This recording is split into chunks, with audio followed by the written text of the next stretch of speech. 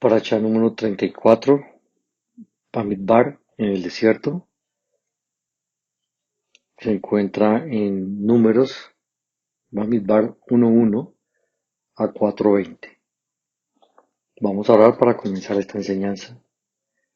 Baruch atah Adonai Eloheinu melech haolam, bendito eres tú, Adonai, Elohim nuestro, Rey del universo, Creador de todo lo que existe. Padre amado, eres tú, nuestro Dios.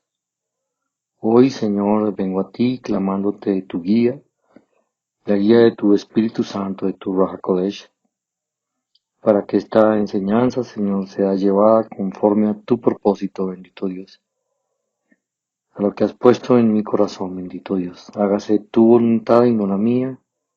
Llena tú mi boca, yo la abriré. Guárdanos a todas las personas que nos están escuchando en esta mañana. Bendito Dios, guíanos, por favor. Líbranos de todo mal, Señor, y que sea tu Espíritu Santo ministrando, Señor, y enseñándonos, Señor, cada día más y más. En el nombre de tu Hijo Yeshua HaMashiach te lo pedimos, nos cubrimos con tu preciosa sangre y reprendemos al diablo en el nombre de Yeshua HaMashiach y toda obra de Satanás. Ponemos ángeles alrededor nuestro y que sea de gran bendición y de revelación, Señor, de victoria en ti y de gloria para ti esta enseñanza. Bishen Yeshua HaMashiach. Amén. Como lo decía ya al principio, hoy nos corresponde estudiar la paracha número 34, que se encuentra en Números 1:1 a 4:20. Voy a hacer un breve recuento de los 4 capítulos que nos corresponden en esta paracha. El primero es el primer capítulo de Números, habla del Eterno en el desierto de Sinaí a Moisés y acaban de salir, están en el segundo año de la salida de Egipto, de la tierra de Egipto. Y les dice, eso está en Números 1:1 al 3. Habló el Eterno a Moshe en el desierto de Sinaí en el tabernáculo de reunión, en el día primero del mes segundo, en el segundo año de su salida de la tierra de Egipto, diciendo: Tomad el censo de toda la congregación de los hijos de Israel, por sus familias, por todas las casas de sus padres, con la cuenta de los hombres, todos los varones por sus cabezas, de 20 años arriba, todos los que puedan salir a la guerra en Israel, los contaréis, tú y Aarón, por sus ejércitos. Un ejemplo este es un ejemplo del primer censo que hubo en Israel, cuando Moisés y Aarón contaron a los varones y fueron designados por sus nombres. Eso está en Números 1:17, este primer ejemplo. Tomaron pues Moisés y Aarón a estos varones que fueron designados por sus nombres, y reunieron a toda la congregación en el día primero del mes segundo, y fueron agrupados por familias, según las casas de sus padres, conforme a la cuenta de los nombres por cabeza, de 20 años arriba, como Adonai lo había mandado a Moshe. Los contó en el desierto de Sinaí. Vemos aquí el conteo de la primera tribu, Rubén, está en Números 1:20, dice: de los hijos de Rubén, primogénito de Israel, por su descendencia, por sus familias, según las casas de sus padres, conforme a la cuenta de los nombres por cabeza, todos los varones de 20 años arriba, todos los que podían salir a la guerra. Los contados de la tribu de Rubén fueron 46.500. Vemos aquí un ejemplo de el resumen de la cuenta de la tribu de Rubén, y así sucedió con cada una de las demás tribus. Esto determinaba el ejército que el pueblo tenía. Aquí se determinaba con quién se contaba para salir a la guerra. Dice en Números 1:44, estos fueron los contados, los cuales contaron Moisés y Aarón con los príncipes de Israel, 12 varones, uno por cada casa de sus padres, y todos los contados de los hijos de Israel por las casas de sus padres, de 20 años arriba, todos los que podían salir a la guerra en Israel. Fueron todos los contados 603.550. Aquí vemos un resumen de toda la cuenta de todos los que podían salir a la guerra, ya después de que habían censado todas las tribus. Pero los levitas estaban exentos, dice la palabra de Dios en Números 1:47. Pero los levitas, según la tribu de sus padres, no fueron contados de entre ellos, porque habló el Eterno a Moshe diciendo: solamente no contarás la tribu de Leví, ni tomarás la cuenta de ellos entre los hijos de Israel, sino que pondrás a los levitas en el tabernáculo del testimonio, y sobre todos sus utensilios, y sobre todas las cosas que le pertenecen a ellos. Llevarán el tabernáculo y todos sus enseres, y ellos servirán en él, y acamparán alrededor del tabernáculo. Y cuando el tabernáculo haya de trasladarse, los levitas lo desarmarán, y cuando el tabernáculo haya de detenerse, los levitas lo armarán, y el extraño que se acercare morirá. Ya estaba estipulado cuáles eran los deberes de los levitas y quiénes podían tocar el tabernáculo, y eran solamente los levitas. En el capítulo 2 de Números se habla de la distribución del campamento y el orden de marcha. Dice Números 2:1-4. Habló el Eterno a Moshe y a Aarón diciendo: los hijos de Israel acamparán cada uno a su bandera, bajo las enseñas de las casas de sus padres. Alrededor del tabernáculo de reunión acamparán. Estos acamparán al oriente, al este, la bandera del campamento de Judá, por sus ejércitos, y el jefe de los hijos de Judá, Naasón, hijo de Aminadab, su cuerpo de ejército, con sus contados 74.600. Volvemos a ver aquí que se menciona la palabra ejército, haciendo de notar que Israel en este momento estaba en el desierto, acababa de salir de Egipto y tenía que empezar una travesía, y podía encontrar enemigos en su paso y tenían que resguardar a todo el pueblo. Marchaban por sus ejércitos, lo vuelve y lo repite en Números 2:32. Estos son los contados de los hijos de Israel según las casas de sus padres, todos los contados por campamentos, por sus ejércitos, 603.550. Este censo lo había mandado el Eterno exclusivamente. Una de las cosas que permitía este censo era mirar el poderío militar. En el capítulo 3 de Números habla de los hijos de Aarón. Del Números 3:1-4 dice: estos son los descendientes de Aarón y de Moshe, en el día en que el Eterno habló a Moshe en el monte Sinaí. Y estos son los nombres de los hijos de Aarón: Nadab, el primogénito, Abiú, Eleazar e Itamar. Estos son los nombres de los hijos de Aarón, sacerdotes ungidos, a los cuales consagró para ejercer el sacerdocio. Pero Nadab y Abiú murieron delante del Eterno cuando ofrecieron fuego extraño delante del Eterno en el desierto de Sinaí, y no tuvieron hijos. Y Eleazar e Itamar ejercieron el sacerdocio delante de Aarón su padre. En este capítulo vemos que el Señor determina quiénes van a ser los cabezas de los sacerdotes y el sumo sacerdote. Deberes de los levitas. En este capítulo también vemos los deberes de los levitas. Y el Eterno hablaba a Moisés diciendo: haz que se acerque la tribu de Leví, y hazla estar delante del sacerdote Aarón, para que le sirvan, y desempeñen el encargo de él, y el encargo de toda la congregación delante del tabernáculo de reunión, para servir en el ministerio del tabernáculo. Y guarden todos los utensilios del tabernáculo de reunión, y todo lo encargado a ellos por los hijos de Israel, y ministren en el servicio del tabernáculo. Los levitas son de Dios, son tomados en lugar de los primogénitos.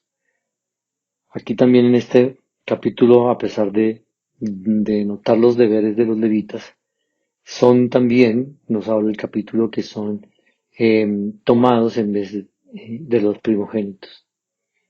Dice Números 3:11, habló además el Eterno a Moshe diciendo: he aquí yo he tomado a los levitas de entre los hijos de Israel, en lugar de todos los primogénitos. Los primeros nacidos entre los hijos de Israel serán pues míos, los levitas. Deberes de los levitas según los hijos de Aarón. Los hijos de Leví, que eran Gersón, Coat y Merari, tenían un encargo especial por familia dentro del tabernáculo. Números 3:23. Las familias de Gersón acamparán a espaldas del tabernáculo al occidente, y el jefe del linaje de los gersonitas, Elisafat, hijo de Lael, a cargo de los hijos de Gerson, en el tabernáculo de reunión, estarán en el tabernáculo, la tienda y su cubierta, la cortina de la puerta del tabernáculo de reunión, las cortinas del atrio y las cortinas de la puerta del atrio, que están junto al tabernáculo y junto al altar alrededor, asimismo sus cuerdas para todo el servicio. Aquí vemos un encargo especial que tenía la familia de Gerson, y así lo determina también en el capítulo 3, cada encargo que debía de tener cada una de las familias, los gersonitas, los coatitas y los meranitas. Números 4. Este es el final del capítulo de esta parashá. Aquí en este capítulo el Señor habla sobre un deber especial de los hijos de Coat. Está en Números. Empezamos en Números 4:1 y voy a leerlo hasta el 6. Habló el Eterno a Moisés y a Aarón diciendo: Toma la cuenta de los hijos de Coat de entre los hijos de Leví, por sus familias, según las casas de sus padres, de edad de 30 años arriba, hasta 50 años, todos los que entran en compañía para servir en el tabernáculo de reunión. El oficio de los hijos de Coat en el tabernáculo de reunión, en el lugar santísimo, será este.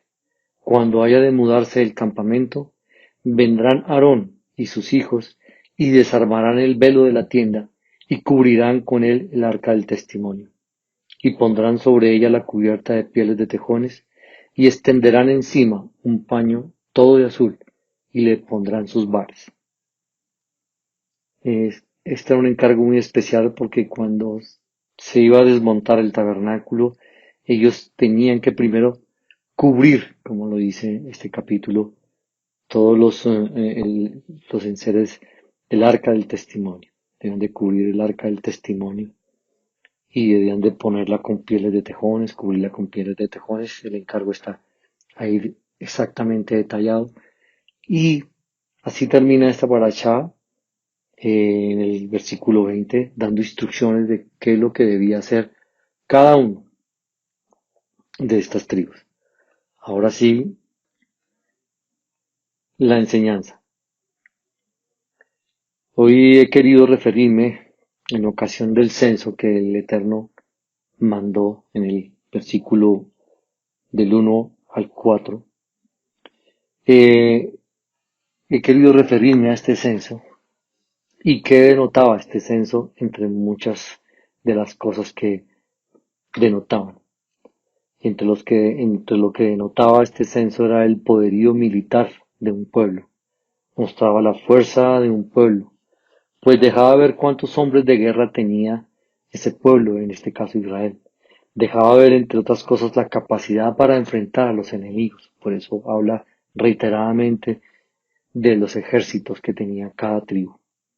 Permitía definir si era prudente ir o no a una determinada guerra. Esa cuenta permitía determinar si los hombres eran suficientes para enfrentar a un determinado pueblo. Un tema sensible para Elohim son los censos. Los censos determinaban el ser incluidos en el pueblo de Israel, el ser tenido en cuenta, el ser contado entre el pueblo de Israel. Los censos, entre otros propósitos, tenían el objetivo de saber cuál era el poderío militar, como ya lo he dicho, de Israel, cuáles eran los hombres, cabezas de familia, y los que podían salir a la guerra. Era muy sensible este aspecto, pues determinaba la capacidad de victoria y de protección que tenía el pueblo. Era tan delicado el censo, pues que el Eterno estipuló un impuesto. Todo el que fuera contado como pueblo suyo debía pagar un impuesto, pues era un privilegio ser del pueblo de Israel. Y cada vez que se contaba el pueblo, debía cada persona pagar un impuesto. Esto denota la importancia que tenía para el Eterno cada uno de ellos. El ser incluidos, el ser contados, el ser tenidos en cuenta como pueblo de Israel. El impuesto del censo, eso está en Éxodo 30:11. Habló también el Eterno a Moisés diciendo: Cuando tomes el número de los hijos de Israel, conforme a la cuenta de ellos, cada uno dará al Eterno el rescate de su persona, cuando los cuentes, para que no haya en ellos mortandad cuando los hayas contado. Esto dará todo aquel que sea contado, medio ciclo conforme al ciclo del santuario. El ciclo es de 20 jeras, la mitad de un ciclo será la ofrenda al Eterno. Todo el que sea contado de 20 años arriba dará la ofrenda a Elohim. Este censo que hacen en el desierto antes de empezar las jornadas, lo determinó exclusivamente Elohim, directamente él, y servía, como ya lo dije, para determinar el ejército de hombres con los que contaba Israel, también para marchar durante la travesía por el desierto hacia la tierra prometida, ya que el ejército era el que iba a estar al frente de cada tribu, listos para proteger mujeres, niños, ancianos, etc. Eso fue este primer censo, y que fue ordenado por Dios exclusivamente. Hubo otros censos en el pueblo de Israel, que se hicieron sin el consentimiento de Elohim, y por motivaciones cerradas, y con otros propósitos, cosa que desató la ira de Elohim contra el responsable, y también con consecuencias para el pueblo, puesto que no se debía poner la confianza en el número de hombres ni en el poderío militar cuando se pensaba ir a enfrentar a un pueblo o cuando se iba a una guerra. Este desafortunado episodio lo vivió el rey David, llevando grandísimas consecuencias para él y para su pueblo. ¿Qué pasó con David? De pronto tuvo temor, fue arrogante, desconfió de Dios. Miremos detalladamente este relato que se encuentra en 2 de Samuel 24:1 en adelante, donde David decide hacer un censo por cuenta propia, sin contar con la anuencia de Dios. Dice 2 de Samuel 24:1: Volvió a encenderse la ira del Eterno contra Israel, e incitó a David contra ellos a que dijese: Ve, haz un censo de Israel y de Judá. Y dijo el rey a Joab, general del ejército que estaba con él: Recorre ahora todas las tribus de Israel, desde Dan hasta Beersheba, y haz un censo del pueblo, para que yo sepa el número de la gente. Vemos ahí empezamos a ver una actitud arrogante de David: para que yo sepa el número de la gente. Joab respondió al rey: Añada el Eterno tu Elohim al pueblo 100 veces tanto como son, y que lo vea mi señor el rey. Mas, ¿por qué se complace en esto mi señor el rey? Pero la palabra del rey prevaleció sobre Joab y sobre los capitanes del ejército. Salió pues Joab con los capitanes del ejército delante del rey para hacer el censo del pueblo de Israel. Y pasando el Jordán acamparon en Aroer, al sur de la ciudad que está en medio del valle de Gad y junto a Jazer. Después fueron a Galaad y a la tierra baja de Odis, y de allí a Daján y a los alrededores de Sidón. Fueron luego a la fortaleza de Tiro y a todas las ciudades de los heveos y de los cananeos, y salieron al Neguev de Judá en Beersheba. Después que hubieron recorrido toda la tierra, volvieron a Jerusalén al cabo de 9 meses y 20 días. Y Joab dio el censo del pueblo al rey. Y fueron los de Israel 800,000 hombres, fuertes que sacaban espada, y los de Judá 500,000 hombres. El Señor juzga el pecado de David.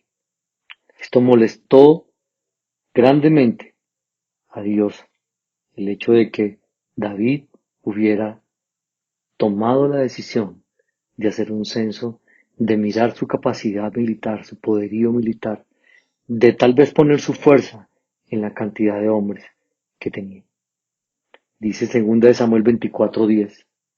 Después que David hubo censado al pueblo, le pesó en su corazón y dijo: David al Eterno: yo he pecado gravemente por haber hecho esto, mas ahora, oh Adonai, te ruego que quites el pecado de tu siervo, porque yo he hecho muy neciamente.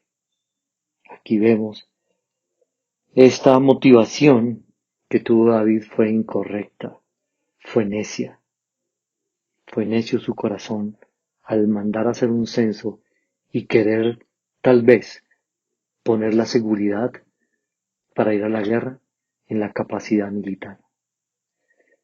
Seguimos leyendo en el 11. Miremos las consecuencias tan graves que tuvo delante de Dios y para David y para el pueblo está este actuar necio del rey David. Dice 2 Samuel 24:11. Y por la mañana, cuando David se hubo levantado, vino palabra del Eterno al profeta Gad, vidente de David, diciendo: Ve y di a David, así ha dicho el Eterno, 3 cosas te ofrezco, tú escogerás una de ellas para que yo la haga. Vino pues a Gad a David y se lo hizo saber y le dijo: ¿Quieres que te vengan 7 años de hambre en tu tierra? ¿O que huyas 3 meses delante de tus enemigos y que ellos te persigan? ¿O que 3 días haya peste en tu tierra? Piensa ahora y mira qué responderé al que me ha enviado. Entonces David dijo a Gad: en grande angustia estoy. Caigamos ahora en manos del Eterno, porque sus misericordias son muchas, mas no caiga yo en manos de hombres. Y el Eterno envió la peste sobre Israel, desde la mañana hasta el tiempo señalado, y murieron del pueblo, desde Dan hasta Beersheba, 70,000 hombres. Vemos la gran consecuencia que tuvo este acto de David, sin consultar, sin mirar su corazón, qué había en su corazón y cuál era la motivación para contar al pueblo, para censar el ejército de su pueblo. Abrió la puerta el rey David a Satanás, por su temor, por su arrogancia, por su orgullo, porque en lo profundo estaba inseguro. Miraremos que más adelante podemos sacar cada uno nuestra propia conclusión, que fue lo que desafortunadamente le pasó a David, y que nos guarde Dios de que nos pase lo mismo. Lo dice en otra parte de la palabra de Dios, referente al mismo suceso. ¿Por qué mencionaba a Satanás? Porque lo dice Primera de Crónicas 21:1, refiriéndose al mismo momento. Pero Satanás se levantó contra Israel e incitó a David a que hiciese censo de Israel. Y dijo David a Joab y a los príncipes del pueblo: Id, haced censo de Israel, desde Beersheba hasta Dan, e informadme sobre el número de ellos, para que yo lo sepa. Él quería estar seguro, él quería saber con cuántos hombres contaba para la guerra. Esto provocó, como ya lo vimos, la peste. Primera de Crónicas 21:17. Y dijo David a Dios: ¿no soy yo el que hizo contar el pueblo? Yo mismo soy el que pequé y ciertamente he hecho mal. Pero estas ovejas, ¿qué han hecho? El eterno Dios mío, eterno Elohim mío, sea ahora tu mano contra mí y contra la casa de mi padre, y no venga la peste sobre tu pueblo. ¿Pero qué fue lo que pasó? ¿En qué pecó David? Mirémoslo frente a otro acontecimiento que se presenta en la palabra de Dios, y en un caso similar, cuando otro hombre de Dios decide enfrentar a un pueblo opresor, innumerable, gigante, los madianitas. Este hombre fue Gedeón. Pero ¿cuál fue la actitud de Gedeón? ¿Qué sucedió al querer enfrentar a los madianitas con 32,000 hombres de guerra? Ese era el poderío militar de Gedeón. Miremos qué pasó. La misma palabra de Dios nos va a llevar a recorrer, a reconocer e identificar el pecado del rey David. Este acontecimiento está en Jueces 7:1 en adelante. Levantándose pues de mañana Jerobaal, el cual es Gedeón, y todo el pueblo que estaba con él, acamparon junto a la fuente de Arot, y tenía el campamento de los madianitas al norte, más allá del collado de Moré, en el valle. Y el Eterno dijo a Gedeón: el pueblo que está contigo es mucho para que yo entregue a los madianitas en su mano. Escuchemos este versículo 2, por favor. Muy atentos. Y el Eterno dijo a Gedeón: el pueblo que está contigo es mucho para que yo entregue a los madianitas en su mano. No sea que se alabe Israel contra mí, diciendo: mi mano me ha salvado. Aquí empezamos a ver qué pudo ser la equivocación de David. El Eterno no le da su gloria a nadie, ni permite que nadie se la quite. Dice en Jueces 7:3: ahora pues, haz pregonar en oídos del pueblo diciendo: quien tema y se estremezca, madrugue y devuélvase desde el monte de Galaad. Y se devolvieron de los del pueblo 22,000, y quedaron 10,000. Gedeón venía con 32,000 hombres a enfrentar a los madianitas. Y el Eterno, en la primera instrucción, que da Gedeón, se retiran 22,000 de los que tenían temor, de los que se estremecían. Versículo 4. Y el Eterno dijo a Gedeón: aún es mucho el pueblo, llévalos a las aguas y allí te los probaré. Y del que yo te diga: vaya este contigo, irá contigo. Mas de cualquiera que yo te diga: este no vaya contigo, el tal no irá. Entonces llevó el pueblo a las aguas, y el Eterno dijo a Gedeón: cualquiera que lamiere las aguas con su lengua, como lame el perro, a aquel pondrás aparte. Asimismo cualquiera que se doblare sobre sus rodillas para beber. Y el número de los que lamieron llevando el agua con la mano a su boca, 300 hombres. Y todo el resto del pueblo se dobló sobre sus rodillas para beber las aguas. Entonces el Eterno dijo a Gedeón: con estos 300 hombres que lamieron el agua, os salvaré, y entregaré a los madianitas en tus manos, y váyase toda la gente, cada uno a su lugar. La gloria de Dios no necesita de la fuerza del hombre, ni se agrada de la fuerza del hombre.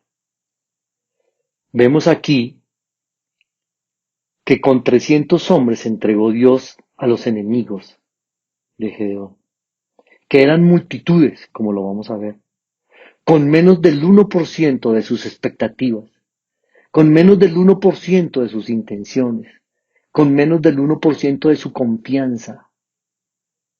Elohim le dio la victoria, pero con un 100% en la confianza de Elohim, porque Gedeón obedeció sin titubear todo lo que Dios le estaba diciendo. Jueces 7:12. Y los madianitas, los amalecitas y los hijos del oriente estaban tendidos en el valle como langostas, en multitud, y sus camellos eran innumerables como la arena, que está en la ribera del mar, en multitud. Esos eran los enemigos de Gedeón, los cuales se enfrentó con 300, y Dios le dio la victoria. Volvamos a David. David desafortunadamente falló. ¿En qué? Saberlo con certeza no lo podría decir, pero tal vez desconfió de Dios. Quiso confiar en su poderío militar, tal vez tuvo temor, y no fue mayor su confianza en Dios. Quiso valerse en las fuerzas de su ejército, en su poderío. Falló David. Así como el desafortunado caso de los 12 espías que fueron a recorrer la tierra, y 10 de ellos vinieron con un informe contrario a la voluntad de Dios, con un informe temeroso. Eran líderes, jefes de tribus, de las tribus de Israel, pero temieron a los gigantes, 10 de ellos, y no vieron el respaldo de Dios, que sí pudieron ver Caleb y Josué. No confiaron en Dios y se atemorizaron. Qué responsabilidad para un líder. Estar en comunión con el Eterno. Confiar en Dios totalmente, 100%, porque Él nunca nos va a abandonar. Pero bueno, ¿qué aplicación tiene esta enseñanza para hoy, para nosotros? ¿Qué pasa hoy? ¿Qué nos habla Dios hoy? Miremos a un hombre como Pablo, que nunca quiso apoyarse en sí mismo. Dice 2 Corintios 12:5, de tal hombre me gloriaré, pero de mí mismo en nada me gloriaré, sino en mis debilidades. Sin embargo, si quisiera gloriarme, no sería insensato, porque diría la verdad, pero lo dejo, para que nadie piense de mí más de lo que en mí ve u oye de mí, y para que la grandeza de las revelaciones no me exaltase desmedidamente, me fue dado un aguijón en mi carne, un mensajero de Satanás que me abofetee, para que no me enaltezca sobremanera. Respecto a lo cual 3 veces he rogado al Señor que lo quite de mí, y me ha dicho, bástate mi gracia, porque mi poder se perfecciona en la debilidad. ¡Qué delicia! El poder de Dios se perfecciona en nuestra debilidad, si confiamos en Él. Por tanto, de buena manera, de buena gana, me gloriaré más bien en mis debilidades, dice Pablo. ¿Para qué? Para que repose sobre mí el poder de Mashiach. 2 Corintios 12:10. Por lo cual, por amor a Mashiach, me gozo en las debilidades, en afrentas, en necesidades, en persecuciones, en angustias, porque cuando soy débil, entonces soy fuerte. Ese era Pablo, un hombre que no quiso nunca vanagloriarse, y el Eterno, gracias a Dios, a él no se lo permitió. ¿Y para qué? Para que reposara en él el poder de Mashiach. Porque ese poder en él es el que iba a actuar, ese poder es el que iba a transformar lo imposible, ese poder es el que era real, el divino, el celestial, ese poder es el que es el verdadero, el que logra cambios, el que quebranta. Por eso no podemos confiar en nuestra fuerza, en nuestra habilidad, en nuestra agilidad, en nuestra sapiencia, en nuestra erudición. No podemos mirar nuestra condición humana, nuestra debilidad, nuestra poquedad. En Él es que somos más que vencedores. Como dice Romanos 8:37, antes en todas estas cosas somos más que vencedores por medio de aquel que nos amó.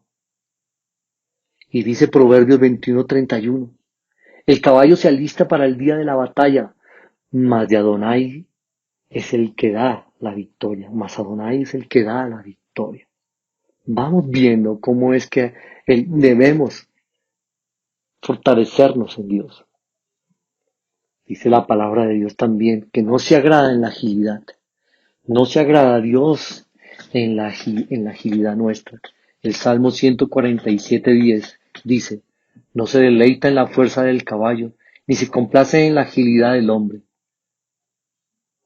No se deleita en la fuerza del caballo, ni se complace en la agilidad del hombre. No se complace Dios en tu agilidad y en mi agilidad. No se complace Dios. ¿Pero en qué se complace Dios? ¿En qué está feliz Dios? Lo dice el versículo siguiente, el 11. Salmo 147:11. Se complace Dios en los que le temen y en los que esperan en su misericordia. En eso se complace Dios. Como dice el Salmo 51:17.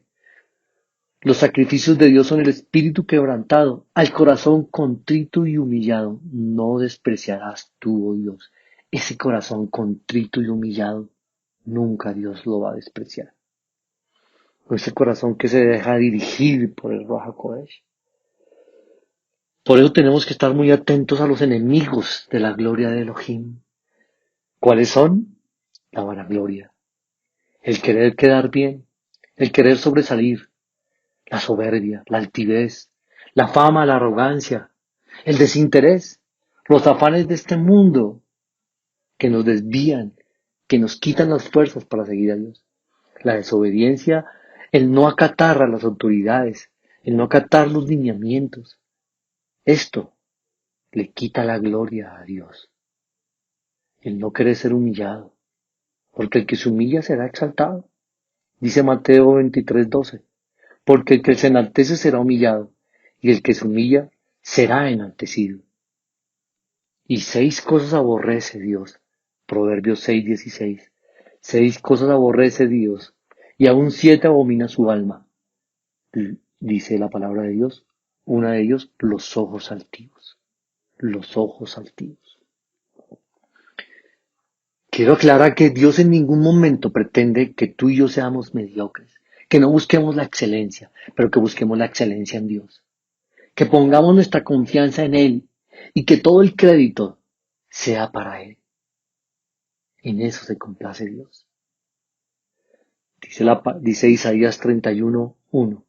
Hay de los que descienden a Egipto por ayuda y confían en caballos y su esperanza ponen en carros porque son muchos y en jinetes porque son valientes y no miran al Santo de Israel ni buscan a Adonai. Primera de Samuel 16:7. Y el Eterno respondió a Samuel, no mires a su parecer ni a lo grande de su estatura, porque yo lo desecho, porque Adonai no mira lo que mira el hombre, pues el hombre mira lo que está delante de sus ojos, pero Adonai mira el corazón. Aleluya. Proverbios 31:30. Engañosa es la gracia y vana la hermosura, pero la mujer que teme a Adonai, esa será alabada. Hay que poner en Dios nuestra fortaleza. En primera de Corintios 1:25 Dios dice, porque lo insensato de Dios es más sabio que los hombres, y lo débil de Dios es más fuerte que los hombres.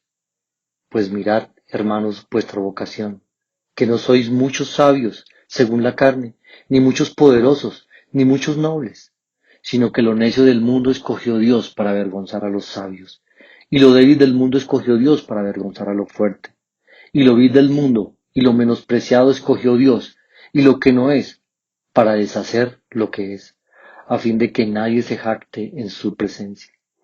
Mas por él estáis vosotros en Mashiach Yeshua, el cual nos ha sido hecho por Dios sabiduría, justificación, santificación y redención, para que, como está escrito, el que se gloría, gloríese en el Señor. Pero ¿qué debemos hacer para evitar esos enemigos de la gloria de Dios, esa altivez, esa arrogancia, esa inseguridad? Isaías 64:7 dice, nadie hay que invoque tu nombre, que se despierte para apoyarse en ti, por lo cual escondiste de nosotros tu rostro y nos dejaste marchitar en poder de nuestras maldades. Nadie hay que invoque tu nombre, dice Isaías, y que se despierte para apoyarse en ti. Daniel 9:13. Conforme está escrito en la ley de Moshe, todo este mal vino sobre nosotros y no hemos implorado el favor del Eterno nuestro Dios para convertirnos de nuestras maldades y entender su verdad. No hemos implorado el favor del Eterno para convertirnos de nuestras maldades. Oseas 7:7. Todos ellos arden como un horno y devoran a sus jueces. Cayeron todos sus reyes. No hay entre ellos quien a mí clame. Volvieron, pero no al Altísimo. Fueron como arco engañoso. Cayeron sus príncipes a espada por la soberbia de su lengua. Esto será su escarnio en la tierra de Egipto. Esto está en Oseas 7:16. El Salmo 27 dice, estos confían en carros y aquellos en caballos, mas nosotros del nombre de Adonai nuestro Elohim tendremos memoria. Salmos 33:16-18. El rey no se salva por la multitud del ejército, ni escapa el valiente por la mucha fuerza. Vano para salvarse es el caballo, vano para salvarse es el caballo. La grandeza de su fuerza nadie podrá librar. He aquí el ojo de Adonai sobre los que le temen, sobre los que esperan en su misericordia, el ojo de Dios sobre los que le temen y sobre los que esperan en su misericordia. Proverbios 21:31. El caballo se alista para el día de la batalla, mas de Adonai es la victoria. Segunda de Crónicas 32:26. Pero Ezequías, después de haberse enaltecido su corazón, se humilló, él y los moradores de Jerusalén, y no vino sobre ellos la ira de Adonai en los días de Ezequías. Por más que nos esforcemos, nada obtendremos que sea valioso para nosotros, y menos para Dios, si no tenemos una actitud santa y correcta delante de Dios. Él no se agrada en que yo me gloríe en ser el vencedor, por mis fuerzas, por mis capacidades. Él no se agrada. Pero por esperar en Dios, por qué confiar en Él, por qué querer gloriarnos en Él, dice Isaías 55:8-9. Porque mis pensamientos no son vuestros pensamientos, ni vuestros caminos mis caminos, dijo Adonai. Como son más altos los cielos que la tierra, así son mis caminos más altos que vuestros caminos, y mis pensamientos más que vuestros pensamientos. Gracias, Señor, porque lo que viene de ti es muchísimo mejor, obviamente, Señor. Hoy te damos gracias por esta enseñanza, Señor. Gracias por lo que hemos aprendido hoy, bendito Dios, Señor. Te alabamos, te bendecimos, Señor. Bendícenos y ayúdanos siempre a darte la gloria, Señor. La honra, Señor. Ayúdanos a cada uno de los que estamos escuchando hoy, bendito Dios, a que pongamos toda nuestra confianza en ti, bendito Dios, para que tu nombre sea exaltado, Señor, y nosotros bendecidos. Beshen Yeshua HaMashiach. Amén.